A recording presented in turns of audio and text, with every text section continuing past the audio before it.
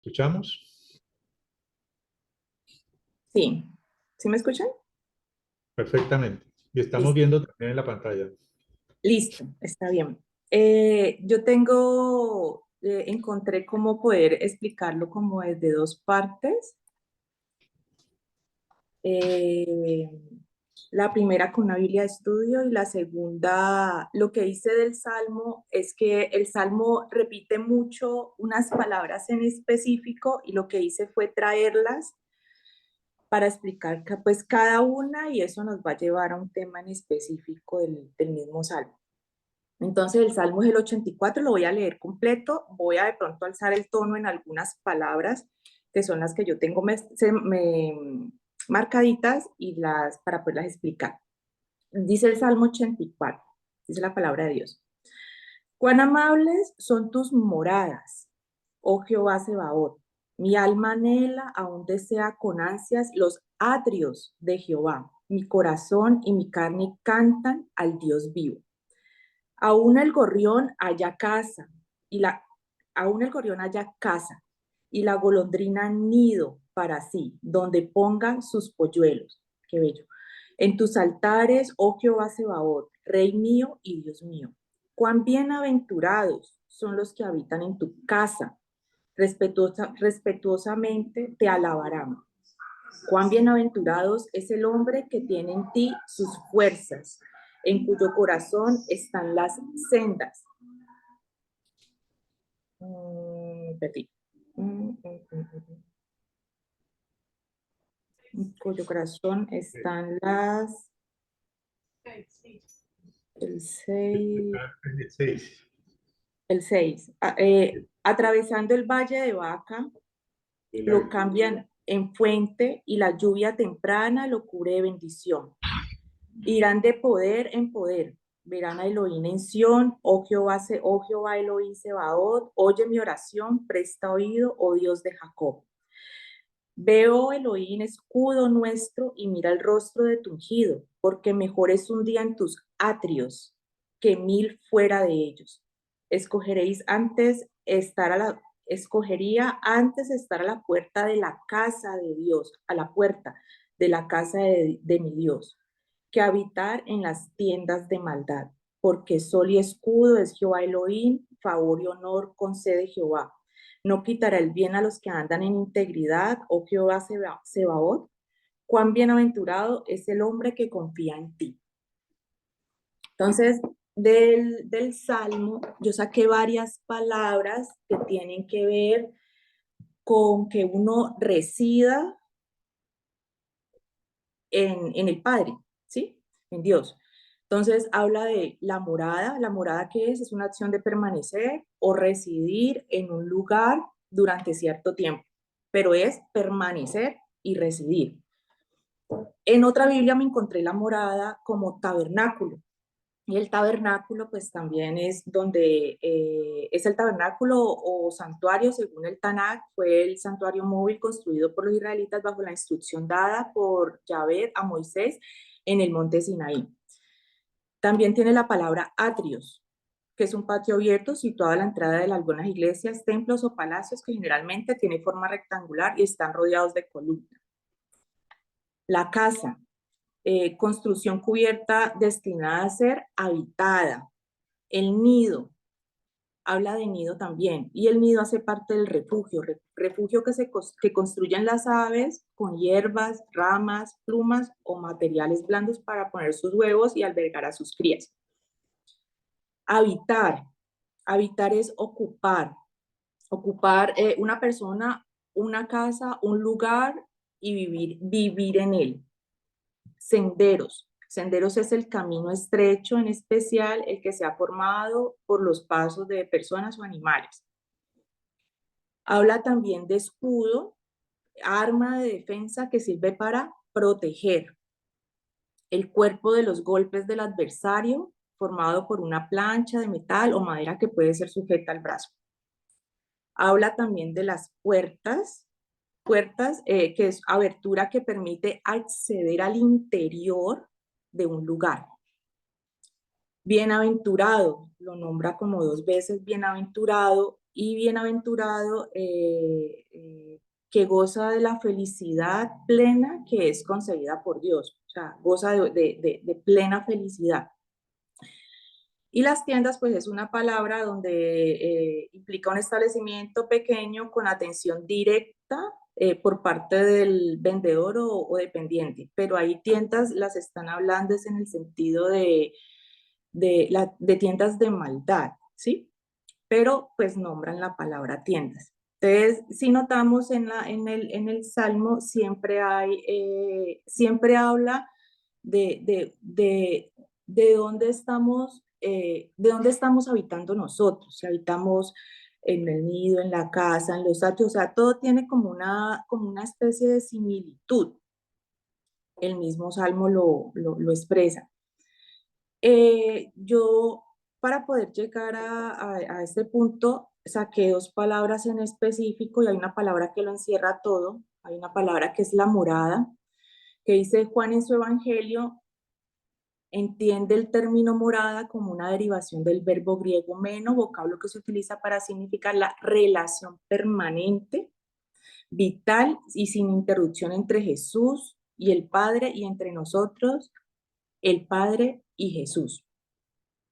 Está en Juan 14:23, que dice, respondió Jesús y le dijo, el que me ama, mi palabra guardará, y mi Padre le amará, y vendremos a él y haremos morada con él. Bueno, entonces todo esto, a dónde quiero llegar, todo esto me llevó al tema del tabernáculo.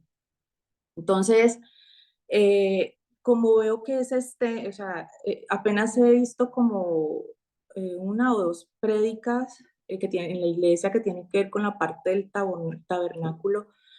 De todas maneras, voy a sacar saqué que es el tabernáculo con los versículos, pero en la parte de acá abajo me estuve investigando, me encontré con una prédica del pastor Roosevelt donde lo explica de una manera muy fácil de entender.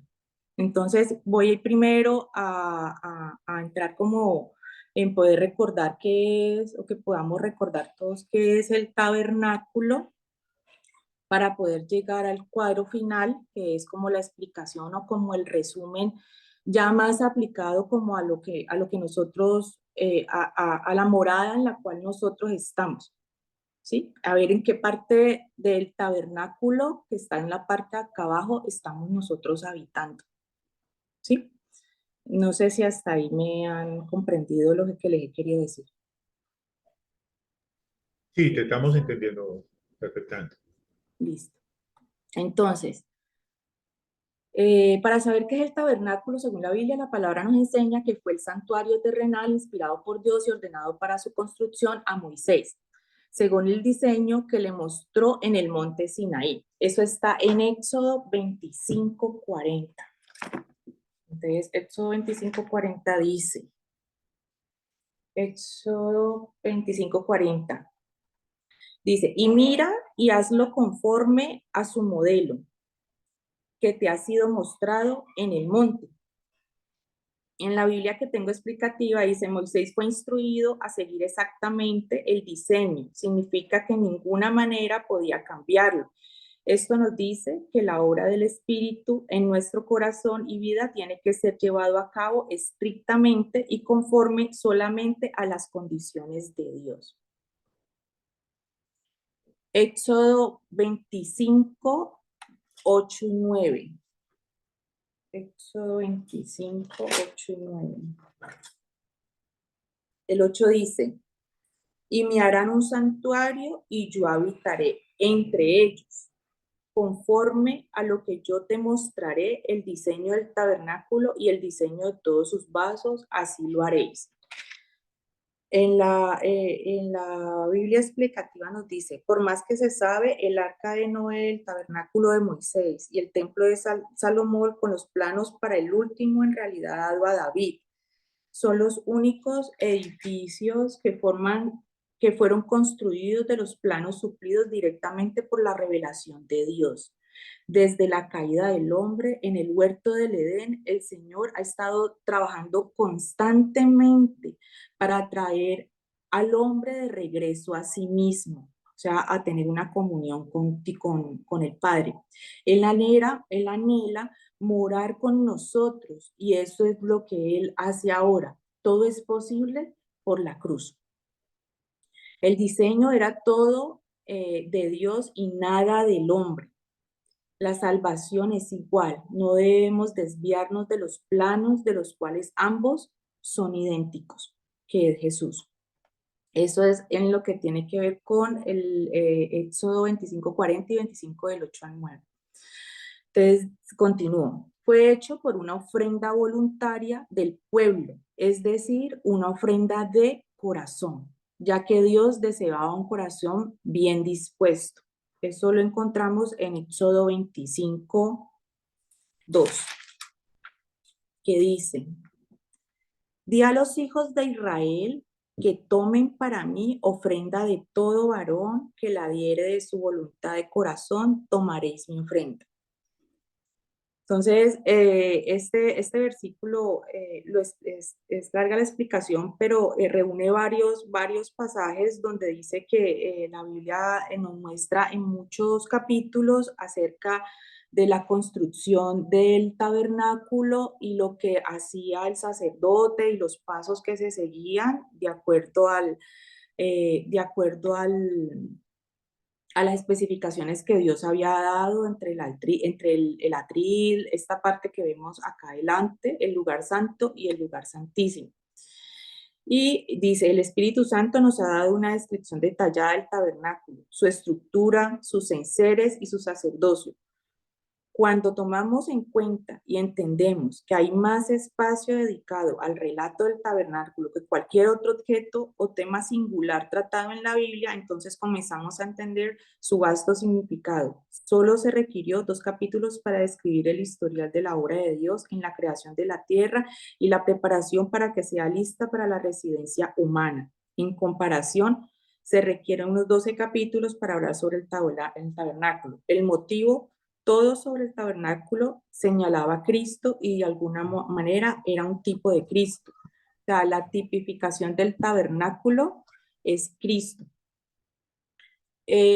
Continúo. Su propósito era mostrar el deseo de Dios de habitar. Él vuelve y nos muestra o nos dice que Dios quiere volver a habitar en medio de su pueblo. O sea, él quiere volver a habitar en medio de nosotros, que nosotros podamos tener comunión con Él. Éxodo 25:8. Ah, bueno, ese ya lo había leído, el de la construcción del tabernáculo. También era conocido como tabernáculo de reunión y el lugar donde la congregación de Israel llevaba sus ofrendas y sacrificios para presentarlos a Dios. Generalmente era un cordero o un animal puro, sin defecto, podía ser chivos, becerros o otros. Se presentaban a Dios por expiación de los pecados. Levíticos 4:13. Levíticos 4:13. Dice así: Y si toda la congregación de Israel hubiera errado y el asunto estuviere oculto a los ojos del pueblo y hubiera hecho algo contra algunos de los mandamientos del Señor en cosas que no han de hacer y fueren culpables, luego que fuera entendido el pecado que ha cometido, la congregación ofrecerá un becerro por expiación y traerá delante del tabernáculo de la congregación, y los ancianos de la congregación pondrán sus manos sobre la cabeza del becerro delante del Señor. Entonces, en la Biblia explicativa que tengo, lo habla de la siguiente manera. Como lo hemos dicho, los pecados por yero. Yo busqué qué era yero. Yero dice equivocación que se comete por ignorancia o por descuido, falta o pecado que atenta contra las reglas morales o religiosas. Entonces, como lo hemos dicho, los pecados por yerro no se limitan solo a los tiempos del Antiguo Testamento. Realmente en la actualidad hay más creyentes que cometen dichos pecados como nunca antes en la historia. Si el creyente no entiende la cruz en cuanto a nuestra santificación, dicho creyente entenderá vivir su vida por medio de la carne. Dios lo llama adulterio espiritual.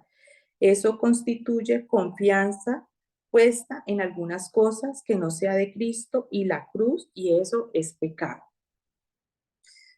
El versículo 14 dice, este pasaje declara el hecho de que la única solución para el pecado de cualquier naturaleza es la cruz.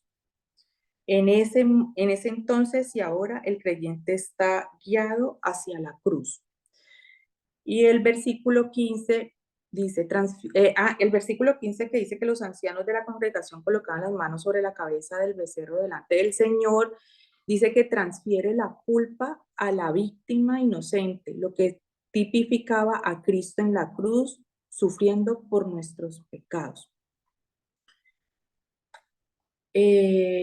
Ese punto, estaba leyendo Levíticos 4:13 y 4:15, lo que tiene que ver con la expiación de los pecados en el tabernáculo. Luego, el tabernáculo fue el lugar donde se manifestaba la presencia de Dios y daba dirección a su pueblo. Vuelve y nos da a entender de la comunión y lo mismo, de que Él quiere habitar con nosotros. En este pasaje, Él daba dirección a su pueblo, Levíticos 9:23. 9:23.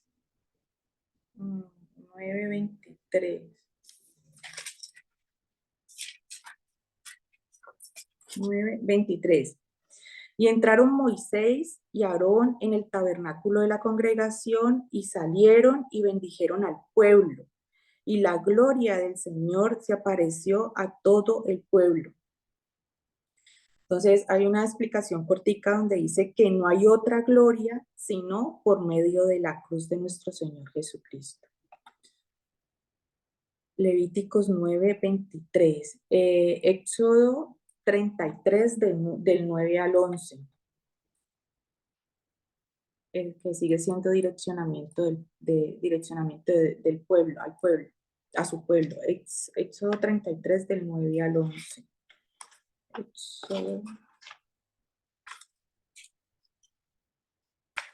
Éxodo 33.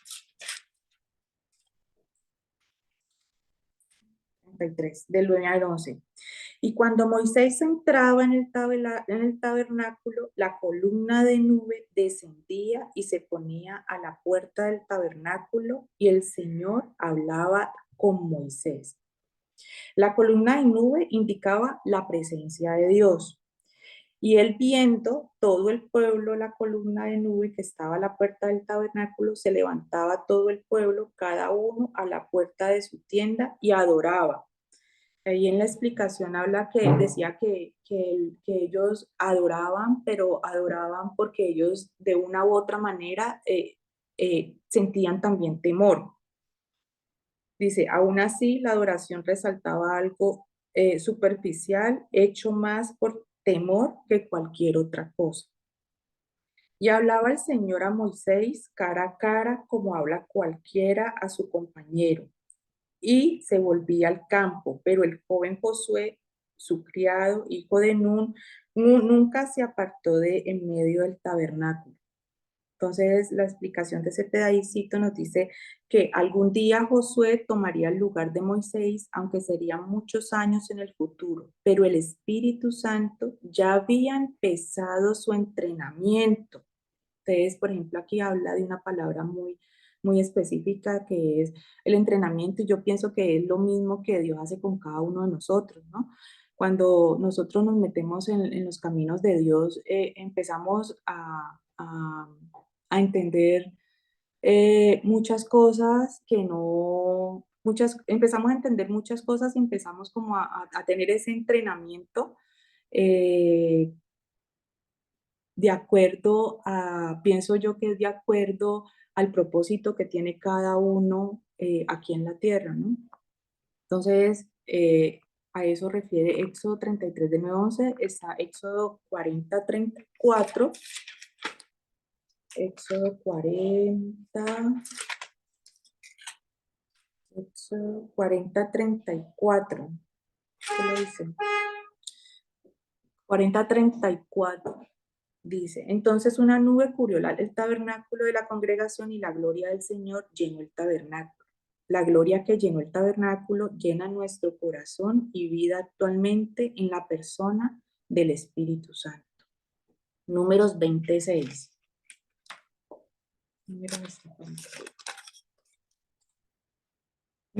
Números 26. Y se fueron Moisés y Aarón de delante de la congregación a la puerta del tabernáculo de la congregación y se echaron sobre sus rostros y la gloria del Señor apareció sobre ellos. Llevaron la situación, en este caso explica que llevaron la situación al Señor.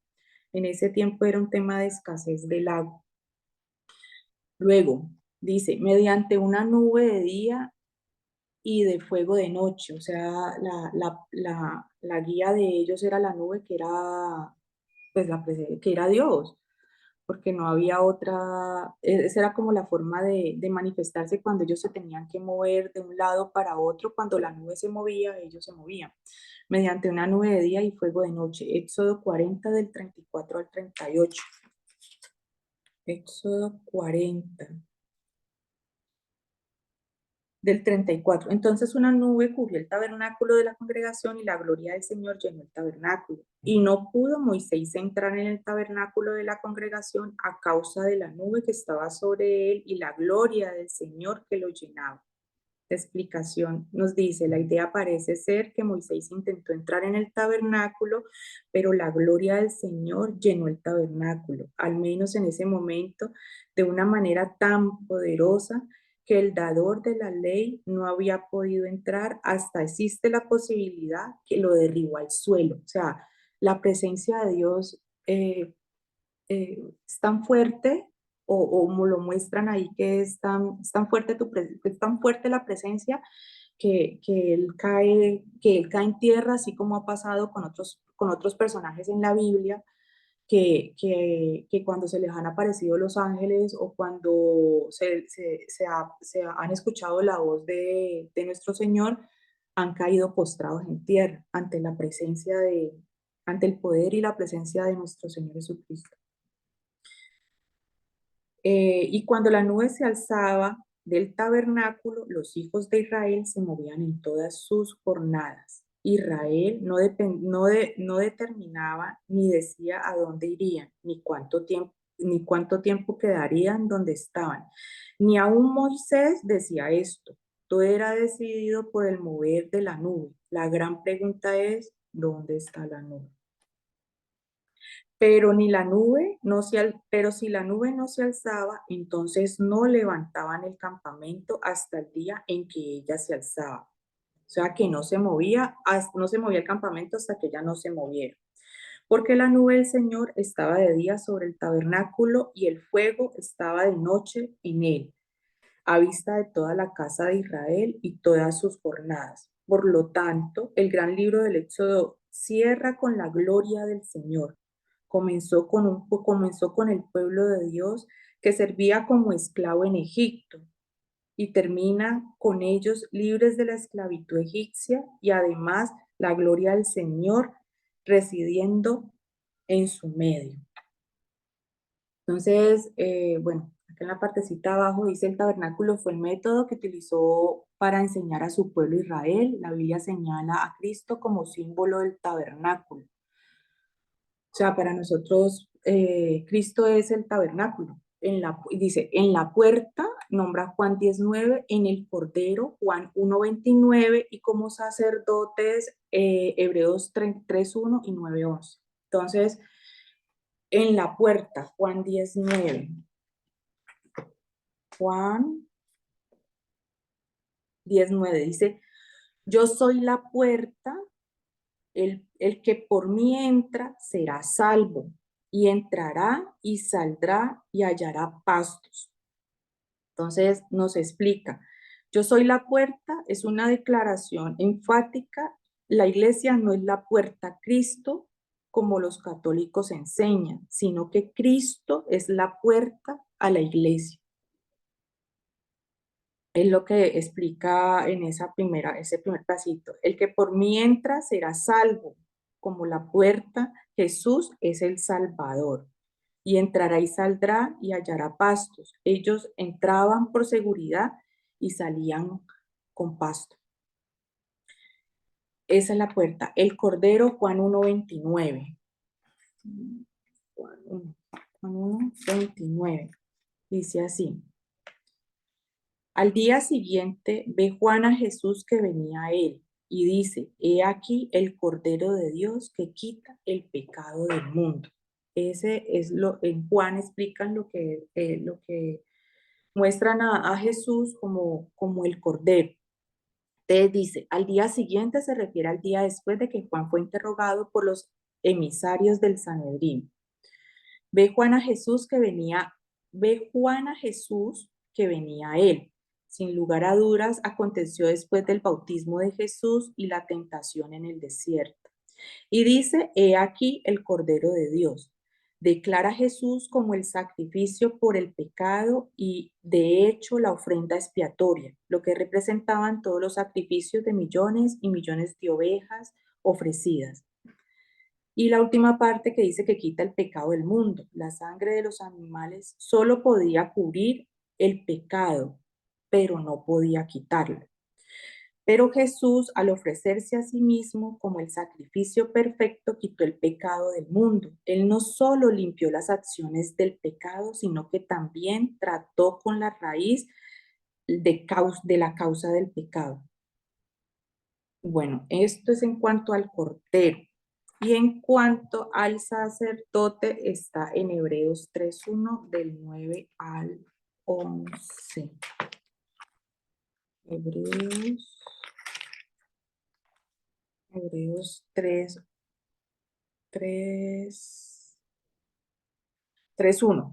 Por tanto, hermanos santos, participantes del llamamiento celestial, considerad al apóstol y sumo sacerdote de nuestra profesión, Cristo Jesús.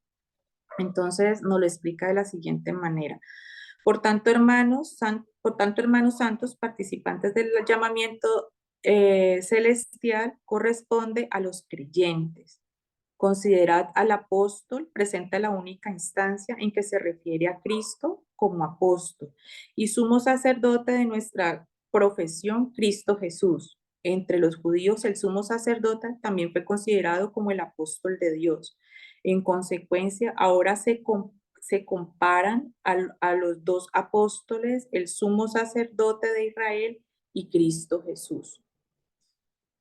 Y el último está de sacerdote está en Hebreos del 9 al 11. Hebreos del 9 dice, pero estando ya presente Cristo, sumo sacerdote de los bienes que habían de venir por el más amplio y más perfecto tabernáculo no hecho de manos, es a saber, no de esta creación. Entonces, lo explican de la siguiente manera. Pero estando ya presente Cristo, la pequeña palabra pero es la base sobre la cual giran todos los argumentos. Sumo sacerdote, presentado por el apóstol para mostrar cuán maravilloso supera la ofrenda de nuestro Señor Jesucristo a todos los antiguos tipos y sombras, y de los bienes que habían de venir, derivaba a traducirse de las cosas buenas realizadas. Por el más amplio y más perfecto tabernáculo presenta a Cristo mismo como el tabernáculo más perfecto, no hecho de manos, es a saber, no de esta creación. Nos explica que Cristo es una estructura que nos enseña que Cristo no es una estructura débil como el tabernáculo de la antigüedad. Entonces, este es como el abrebocas del tema del tabernáculo para poder entrar en este cuadrito que está en la parte de acá abajo. Este cuadrito que lo tomé investigando, me encontré con una prédica del pastor Roosevelt y tomé el cuadro que él da en la enseñanza y él divide el tabernáculo en dos fases. Él divide el tabernáculo en la primera fase. Un momentito. momentico, yo abro aquí una explicación. Él abre el tabernáculo en dos. Él parte el tabernáculo en una primera frase y en una segunda frase, pero lo expliqué, pues voy a tratar como de explicarlo de una manera pues fácil. En Juan 14:6, se me pierde. ¿Dónde tengo la presentación? Aquí.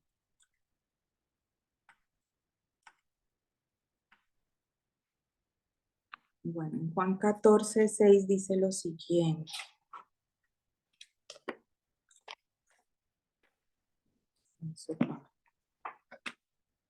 Juan 14:6 dice, Jesús le dice, yo soy el camino y la verdad y la vida. Nadie viene al Padre sino por mí. Entonces, lo muestra,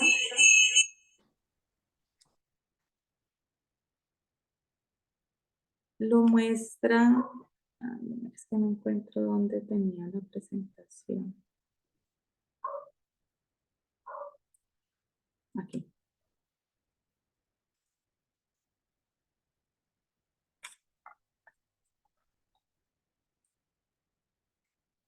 Ahora sí. Él lo muestra, él muestra el tabernáculo aquí.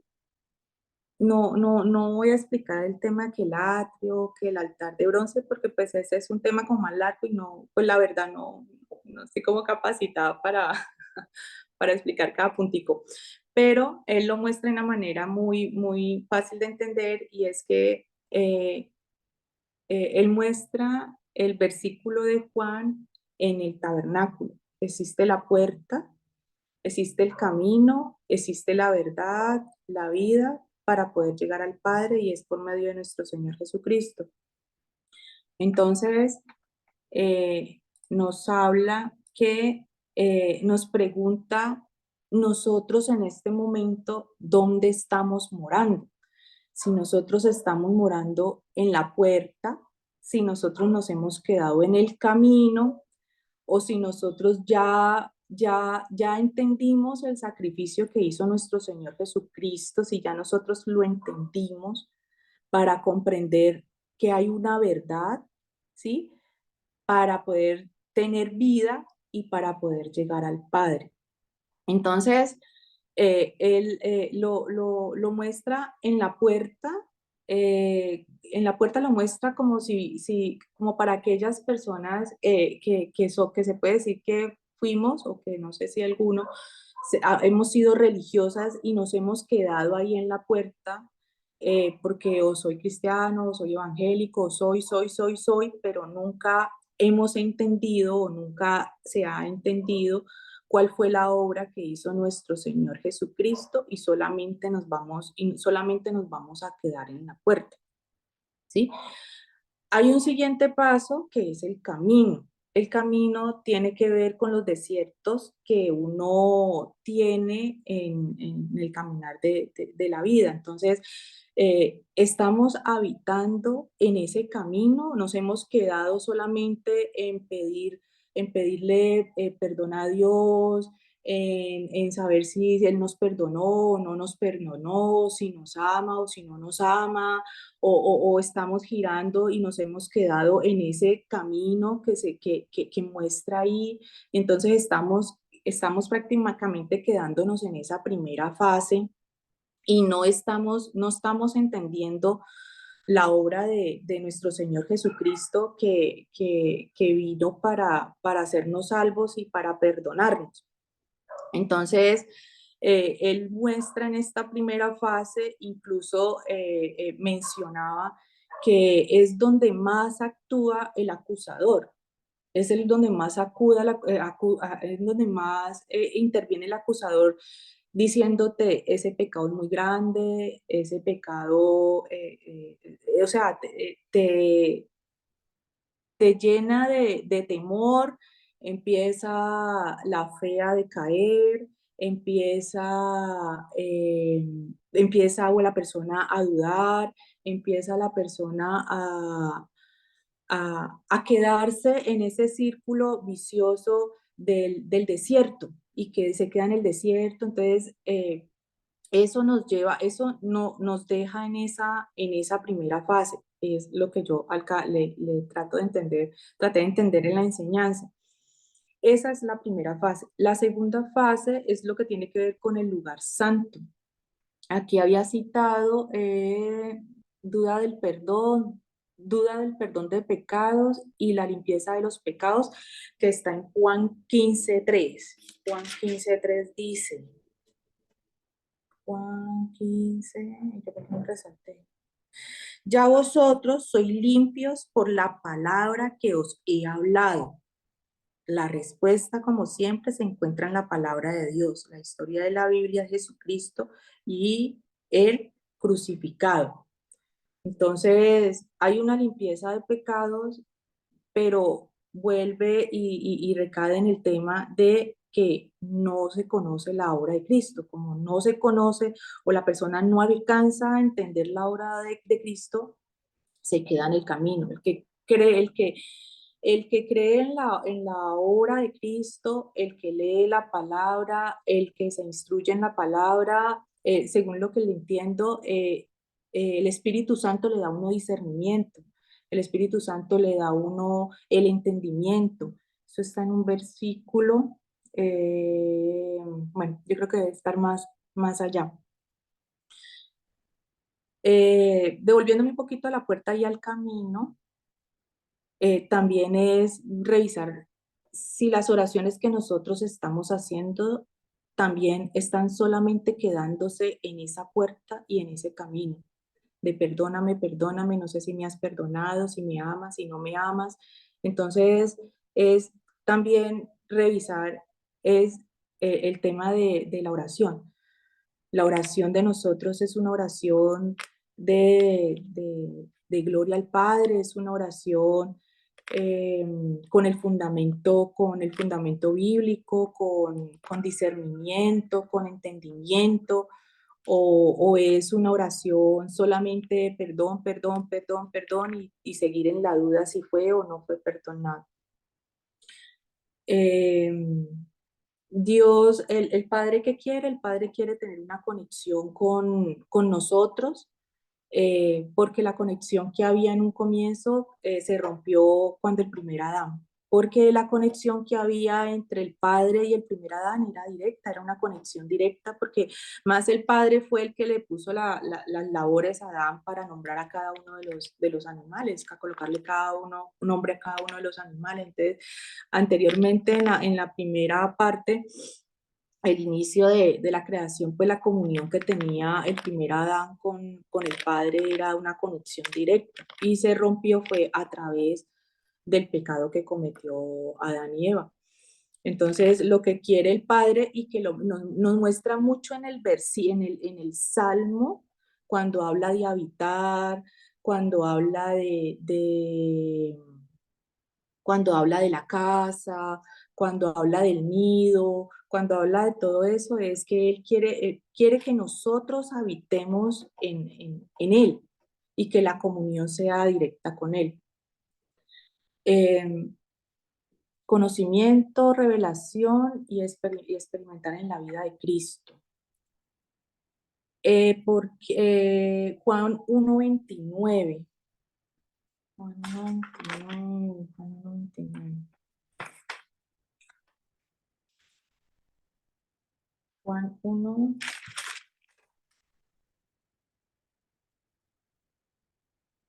29. Bueno, ya lo había nombrado en la parte de arriba. Al día siguiente, ve Juan que Jesús que venía a él, he aquí el Cordero de Dios que quita el pecado del mundo. Bueno, eso es con relación a la fase 2. En la parte de la fase 2, que es donde está la verdad en la vida, es donde hay una identidad en Cristo. Es cuando nosotros ya hemos entendido la obra maravillosa que hizo nuestro Señor Jesucristo y que nos permite llegar al Padre por medio de Él. Es la identidad que nosotros tenemos en Cristo. explican que cuando nosotros conocemos la verdad que es en Cristo y que está en la palabra, explican lo relacionado con la mesa de los panes, que hay una dualidad, que representa la dualidad de Dios. El candelabro de oro representa el Espíritu Santo que nos da esa luz que nos da luz para poder tener nosotros discernimiento, para poder tener nosotros entendimiento. Y el altar de incienso es el altar, lo muestran como el altar de la oración. Entonces, en esta segunda fase es cuando nosotros ya conocemos la obra de Cristo y no estamos pensando de si fue que nos perdonó o no nos perdonó, sino que ya hemos, como ya hemos entendido la obra de Cristo, entonces ya no nos quedamos en ese camino en la parte de atrás, sino que lo que hacemos es avanzar. Cuando usted entiende la obra de Cristo, conoce la palabra y tiene revelación, no tiene por qué sentir culpa porque entiende que Dios ya lo perdonó. Eso está en Romanos 8, del 1 al 2. Romanos 8 dice, ahora pues, ninguna condenación hay para los que están en Cristo Jesús, lo que no anda conforme a la carne, sino conforme, para los que no andan conforme a la carne, sino conforme al Espíritu. ¿Qué lo explica? ¿Cómo lo explica? Se refiere anteriormente a Romanos 6, 3, 5 y nosotros siendo bautizados en su muerte, que habla de la crucifixión, que dependen a las fuerzas, al que depende de la fuerza personal. En el caso donde dice los que no andan conforme a la carne, lo explica que dependen en la fuerza personal y la capacidad de sí mismos o grandes esfuerzos religiosos para vencer el pecado. O sea, no entienden la obra de Cristo, que por medio de él es que hay un perdón de pecados, sino que andan conforme al Espíritu. Entonces el Espíritu Santo trabaja exclusivamente dentro de los límites legales de la obra terminada de Cristo. Nuestra fe en aquella obra terminada, es decir, la cruz, garantiza la ayuda del Espíritu Santo que garantiza la victoria. También nos hablaba de nosotros donde en ese caminar y en el tabernáculo donde está la puerta, el camino, la verdad, la vida y el Padre, nos hace una pregunta muy clara y nos dice que nuestra fe, que nos cuestionemos nuestra fe en qué parte está, si está en la obra de Cristo o si está en la gloria de Dios o si está en el Padre, ¿sí? Para no quedarse en el camino, porque lo explican de una manera donde dicen que ya Jesús hizo su obra y murió por los pecados de nosotros ya estamos perdonados, nosotros dicen que los pecados presentes, los pasados, los presentes y los futuros, sin exceptuar de que estemos diciendo de que sea una libre expresión para ir a pecar, sino para para entender de que si seguimos en el mismo camino de pecado, pues nuestro espíritu se va a ir apagando, se va a ir apagando. Y si nuestro espíritu se apaga, pues no vamos a tener entendimiento, no vamos a poder discernir. Y entonces ahí es donde va a venir el acusador y se va a apoderar de todo de nuestros pensamientos y no vamos a poder salir de ese juego vicioso. Hay dos versículos últimos que tienen que ver, en la primera de Corintios del 1 al 2. Primera de Corintios. Lo tengo aquí. Primera de Corintios del 1 al 2.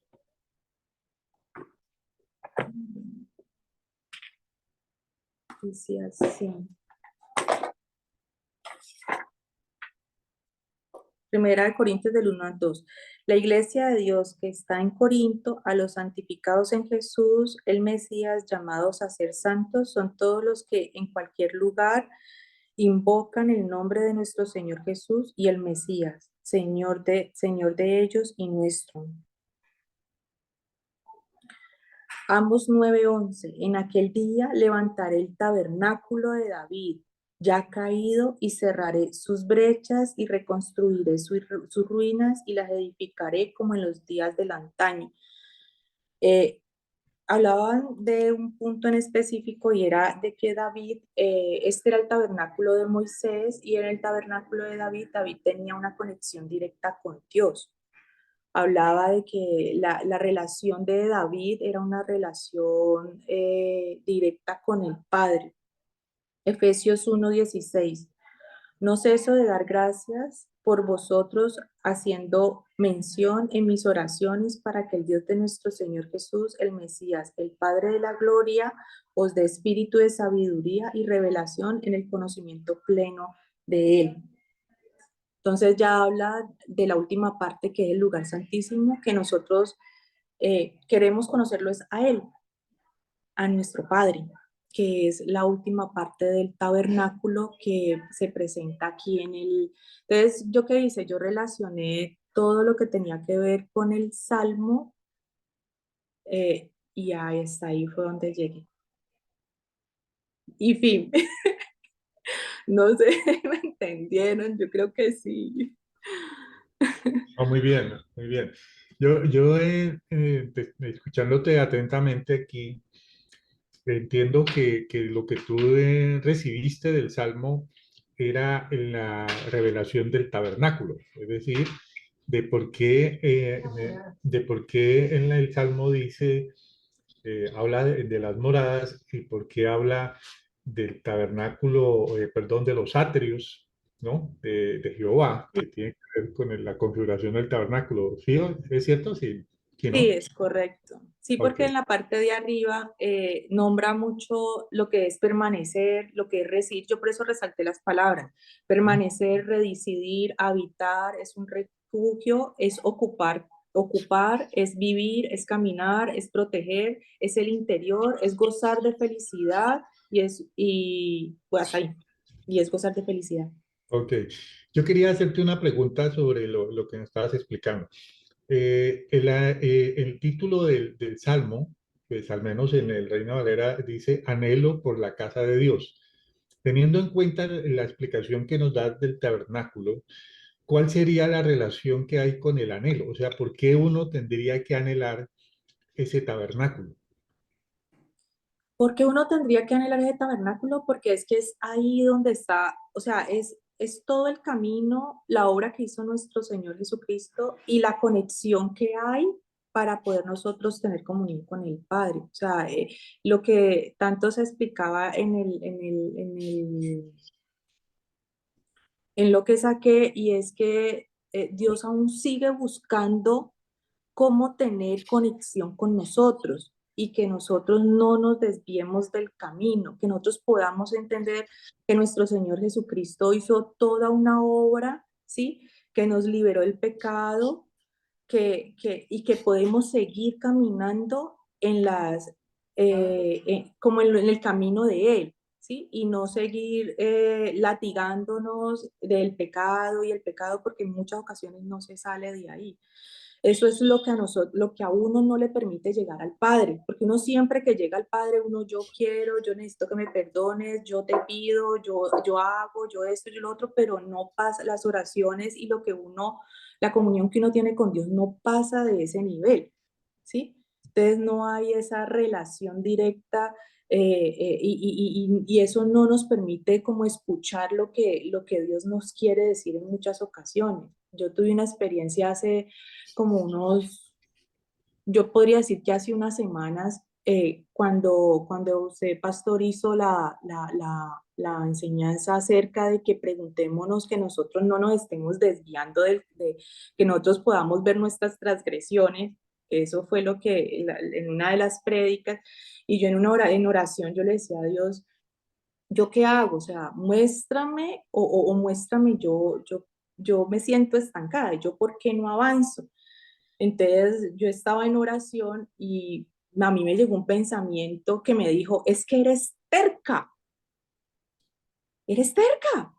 porque si te estoy mostrando y tú eres terca, te quedas ahí, sigues con tu pensamiento de carne, sigues con tu pensamiento en la tierra y no estás pensando en las cosas mías. Eso fue una experiencia que tuve eso fue una experiencia que tuve después de la enseñanza y yo me quedé plo porque me tocó hasta anotarlo últimamente me tocó sacar un cuaderno y ir anotando las cositas que me van saliendo porque muchas veces se me olvidan porque uno le pide y le pregunta muchas cosas a Dios y Él le responde. Lo que pasa es que Es, uno no le pone cuidado a lo que Él le responde, uno no hace lo que Él quiere que uno haga. Entonces yo digo, Dios mío, o sea, te tenemos, te escuchamos, nos muestras por todos los lados. A veces las personas le vienen y le dicen a uno unas cosas que uno dice, pero esa es la respuesta que yo estaba esperando escuchar y llegó por ahí, por ese lado. ¿Sí? Entonces, hay que habitar, hay que tener comunión pues bello el Espíritu Santo y la obra de Jesús y Dios porque pues son uno solo y nos ayudan en todo momento y están ahí en todo momento. así es. O sea, la idea es que el tabernáculo representa, en resumen, casi todos los elementos de la presencia de Dios y entonces el anhelo por el tabernáculo es al final el anhelo por la presencia de Ay, Dios en Padre, nuestras vidas. Así es, es ¿no? Ok. ¿Quién tiene otro? Aquí leo a alguien en el chat que escribe, Otto o Italí, creo que es. El anhelo es ver a Cristo glorificado, es el amor de Dios que nos consume. Amén. ¿Quién tiene otra inquietud, aporte, pregunta que podamos sobre el mismo tema escuchar? Yo, mi pastor Eufranio, yo Doctor, aquí, dentro de lo que yo veo que va a hablar del título, Anhelo por la casa de Dios al músico principal sobre Gitín, yo averigüé que no solo en este salmo, sino que hay dos salmos más que hablan estos son salmos de gozo, el 8, el 81 y el 84. Y pues me causó curiosidad investigar Gitín. Entonces, aquí dentro de lo que yo pude investigar y me llamó mucho la atención porque el Salmos de Gozo me parece muy hermoso, muy regocijante para nosotros. Entonces dice, al incluir la palabra Gitín en el título, estamos ante un himno de alegría y de deleite. Gitín pertenece a Gat, prensa de vino en hebreo, de allí que algunos estudios deduzcan que Gitín significa una melodía que se cantaba durante la vendimia. Eso lo pude encontrar. En el Salmo 84 hay más gracia para Dios, para que Dios nos dé y más gracia para nosotros recibir. Eso me parece hermoso. Nos da la promesa a los que andamos en integridad, el anhelo y el amor del peregrino por Dios y su casa. Nos enfatiza el privilegio de estar en comunión con Dios. Y los atrios, pues ya Hani explicaba algo sobre eso, es un espacio descubierto donde pues según lo que se refiere el Salmo, ¿quién puede entrar a los atrios? Entonces son todos aquellos que llevan una vida intachable y que hacen lo correcto, los que dicen la verdad con corazón sincero, los que se prestan al chisme ni le hacen daño a su vecino, los que no se prestan al chisme ni le hacen daño a su vecino ni hablan mal de sus amigos. En el atrio se encontraba el altar de ay, del holocausto, que fue lo que ya habló Hani, altar de sacrificio y la fuente para la limpieza simbólica de manos y pies. El Salmo 84 también me pareció, esto me llamó la atención. No es una canción de triunfo o regocijo, es un grito de desesperación. El salmista anhela estar en Jerusalén, adorando en el templo, en la presencia del pueblo de Dios. Él escribió, anhelo con el alma los atrios del Señor. Incluso por aquí me encontré que el escritor, este señor, me perdonan, es un escritor británico del siglo XIX, Charles Spurgeon, llama, Spurgeon. llama al Salmo 84 la perla de los salmos, uno de los salmos de paz más dulces. Esas fueron como las Yes. cosas que me llamaron la atención, o que investigué también un poquito. Gracias. Gracias. Sí, la palabra la palabra que menciona Eufrane es la palabra gitit, significa en hebreo la prensa del vino, es decir, era la fábrica del vino, o sea, se fabricaba el vino y el aparato con el que se fabricaba la prensa, o sea, se comprimía la uva para hacerlo manual era el vino más dulce porque era un vino que no se mezclaba, eran uvas que no se mezclaban con otras, sino que eso eran escogidas para eso. Entonces, cuando se pone sobre Gitit, dice que este es un salmo dulce, porque este es un salmo de peregrinación, porque lo cantaban los peregrinos que iban al tabernáculo y después al templo en los tiempos en que habían fiestas solemnes o en los tiempos de sacrificio.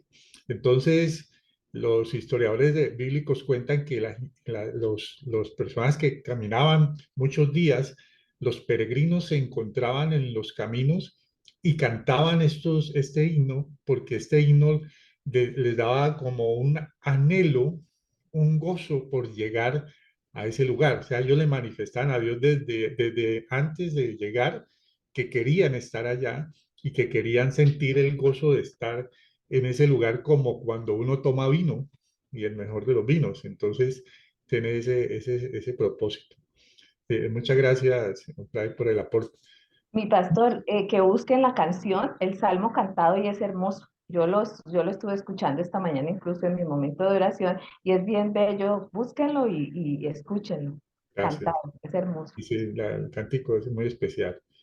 ¿Qué más tiene otro aporte para hacer sobre el tema? Yo no tengo un Pastor. aporte que hacer. Primero, pues hay que entender Hitit. Si miramos, ese salmo aparece Hitit. Y ese término se aplica a los salmos 1 y 84 y son salmos de gozo. Eso quiere decir Hitit, que son salmos de gozo, ¿sí? Cuando la palabra Hitit se incluye en el título, estamos ante un himno de alegría. Eso quiere decir, es un salmo de alegría y de gozo. Que lo cantaban los hijos de Coré. Los hijos de Coré eran cantores y eran también los porteros del tabernáculo. Yo pienso de que aquí, pues el tabernáculo es toda una enseñanza larguísima, pero el tabernáculo tenía tres lugares, que era el atrio, el lugar santo y el lugar santísimo. Al atrio llegaba la gente y cuando llegaban allí los peregrinos, porque recuerden que la gente de Israel, todos los judíos, todos los israelitas, tenían por mandato del Señor que 3 veces en el año tenían que ir a Jerusalén, ¿sí?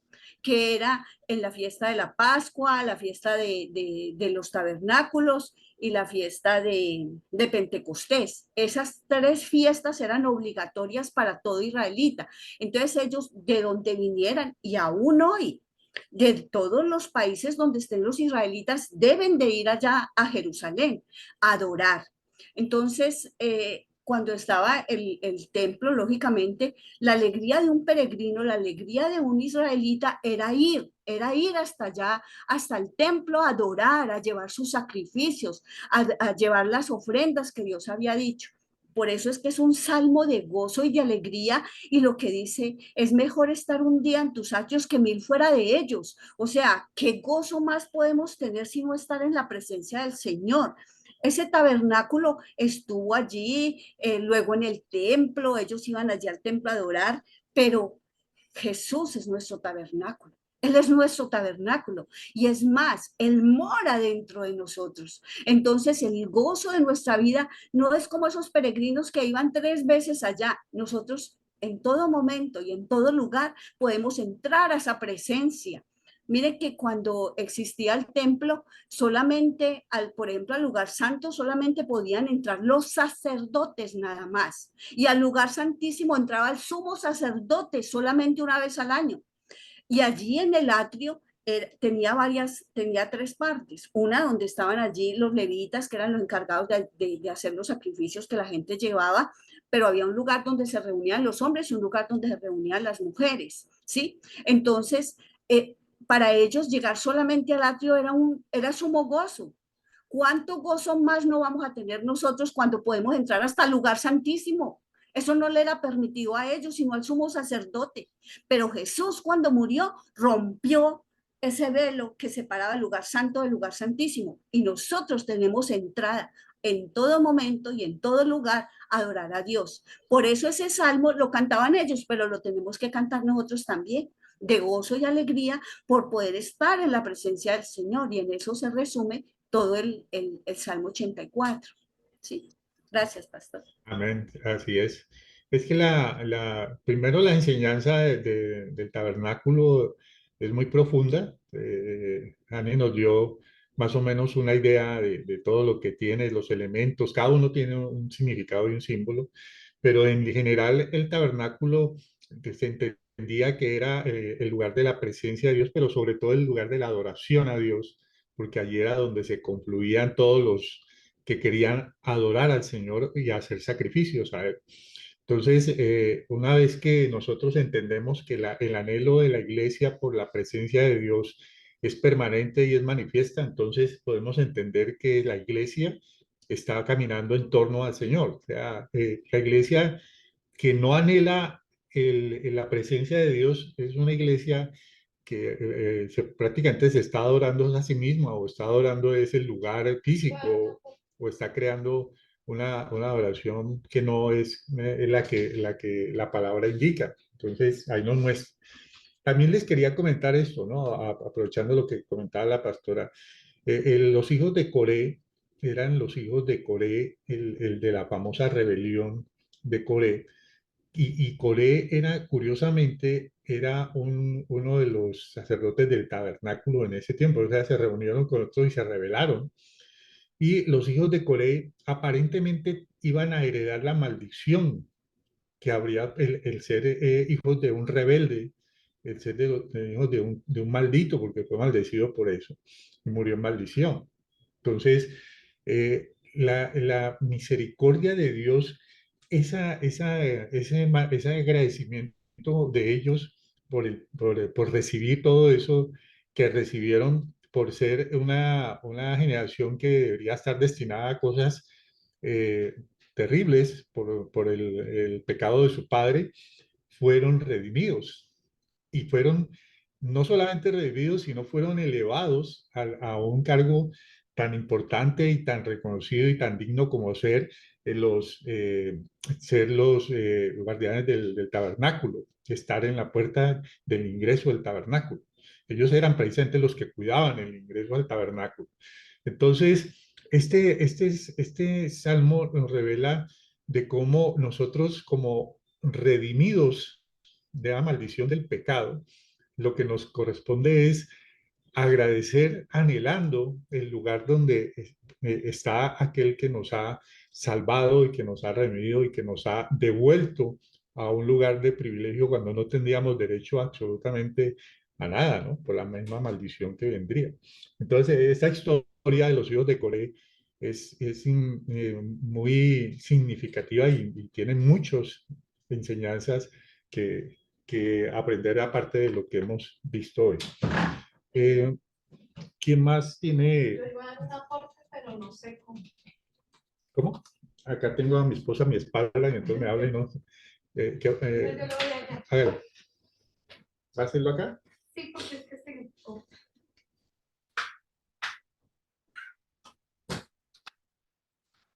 Por acá, porque es que cuando me escuchan, cuando hablo, interfiere.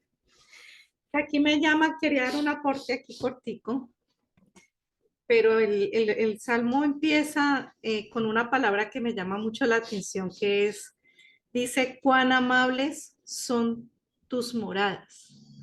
Y esto nos habla de la bondad de Dios, cuán bondadosas y amables, tanto que miren que aquí en esta parte, en el 3 dice, aún el gorrión halla casa y la golondrina nido para sí, donde pongas sus polluelos, cerca de tus altares, oh Jehová de los ejércitos, Rey mío y Dios mío.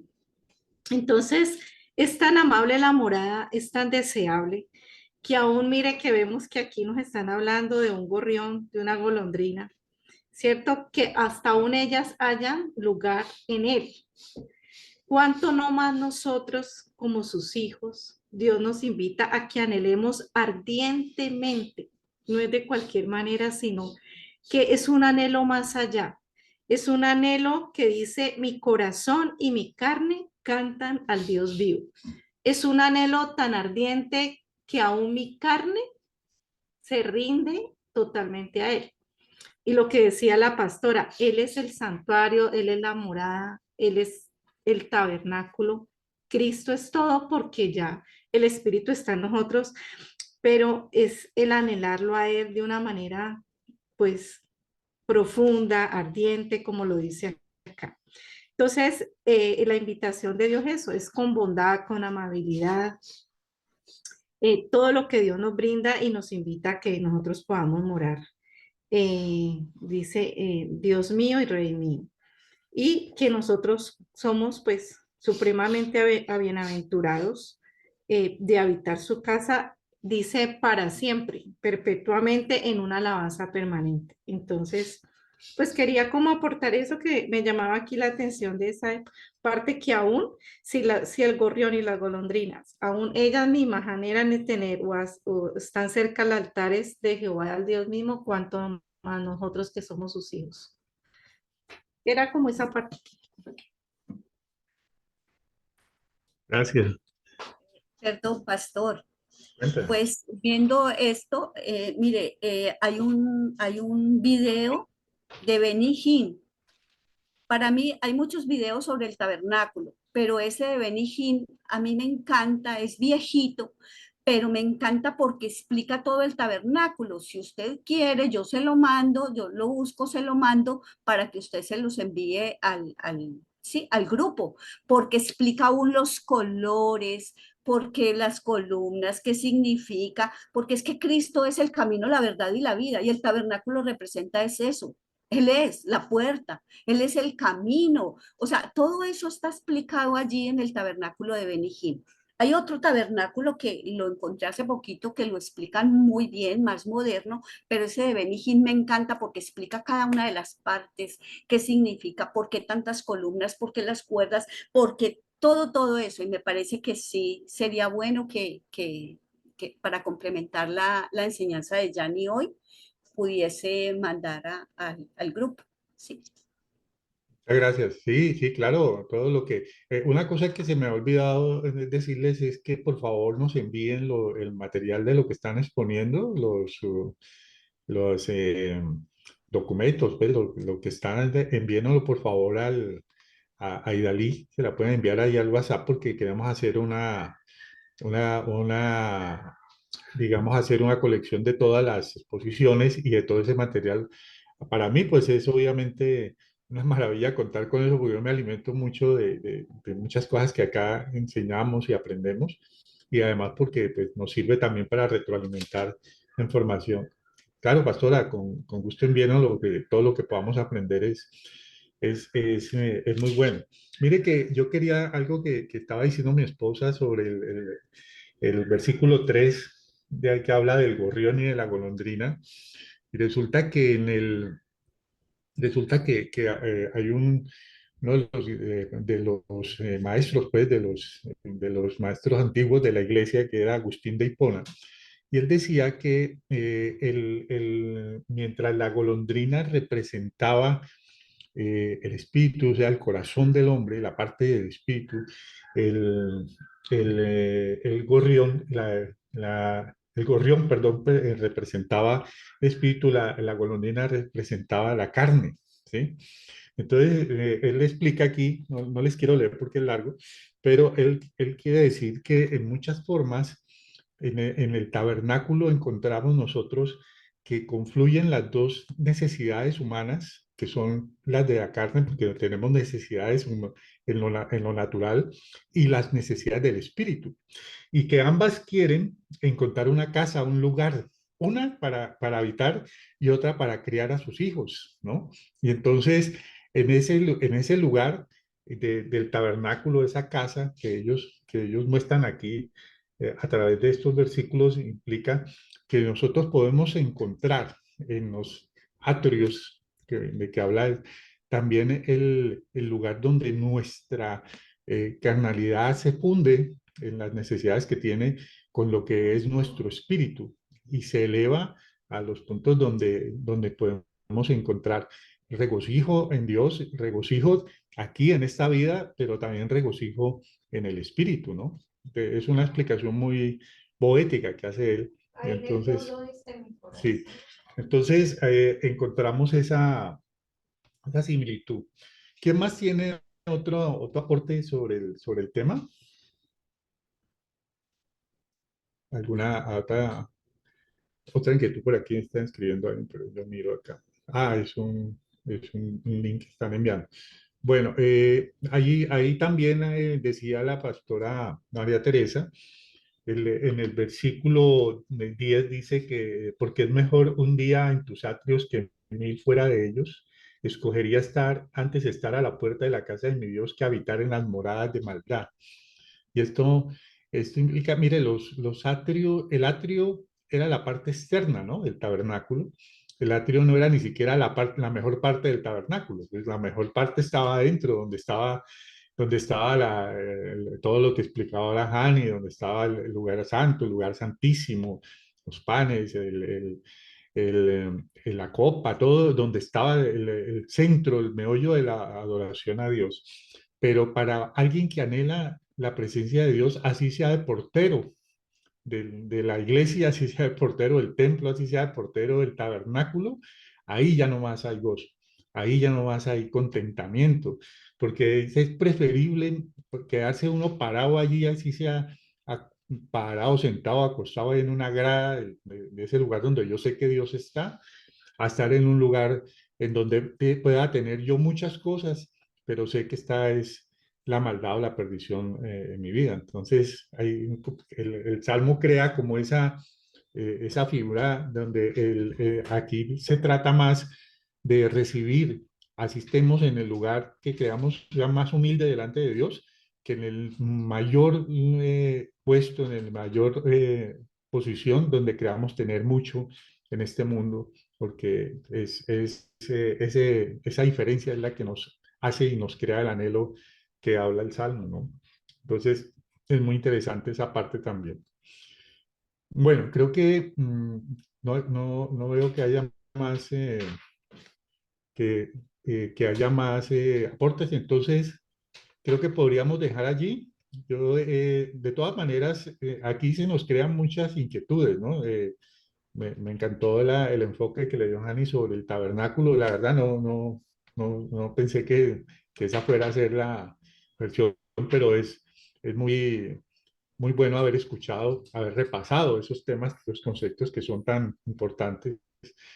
Y uno aprende mucho, mira, yo uno como que dice, bueno, vamos a estudiar los salmos y resulta que el salmo te lleva a otras cosas que son muy profundas. Así que muchas gracias, Hani, muy buena su exposición y gracias por el esfuerzo de todo lo que ha Bueno, investigado y todo lo que nos ha mostrado hoy. Eh, bueno, nos veríamos el próximo sábado, 7 de la noche, si Dios lo permite, y nos veríamos con la exposición de Norita, ¿no? Nora está, sí. Nora, dime. Sí, pastor. Nos veríamos el 13 de mayo con la Sí, exposición sobre el quiero. Salmo 121. La idea es que lo leamos en esta semana, preparemos lo que queramos aportar para que la exposición sea más profunda y pues sigamos enriqueciéndonos con todas estas cosas que Dios nos permite tener. Eh, bueno, muchísimas gracias a todas, a todos. Gracias por asistir, gracias por aportar. Esperemos seguir Jani, creciendo muy en este chévere. estudio y muchas gracias a la expositora y muchas gracias a los que han participado.